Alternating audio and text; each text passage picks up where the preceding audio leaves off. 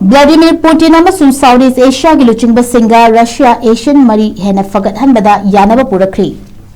Russia ni yumbu oiduna leibag adugi Kazan City da pangthokpa kuntra mangarak suba Russia Asian Summit adu loshilakpada nakal anina economic amadi political gi oiba hiram singda ahenba pangal thamnaba yanakhre Summit adu da saruya ke Luchingbasing na hanadagi leirakliba mari adu pakthok chawthoktuna strategic partnership ama mapangal leina thamnaba yanakhi Southeast Brunei,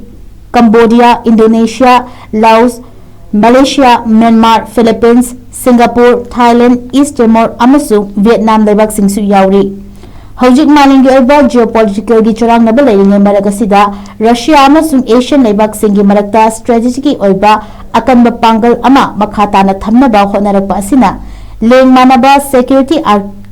architecture amasung nakal anida chap manana kanaba pigadaba cooperation ama semnabagi wafamsu yanaba purakhi haina Russia ge President Vladimir Putin na fangdoki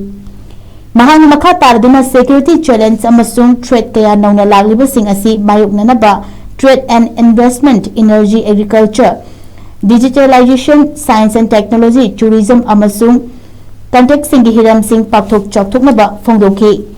Kazan Summit aduda khuyek pikiba declaration aduna multipolar oiba malengi ama sembada lonana United Nations ki charter oiba principles sing the yumfam oiba amasung international law na yaba thabak sing makhata na paikhat minanaba yanakhi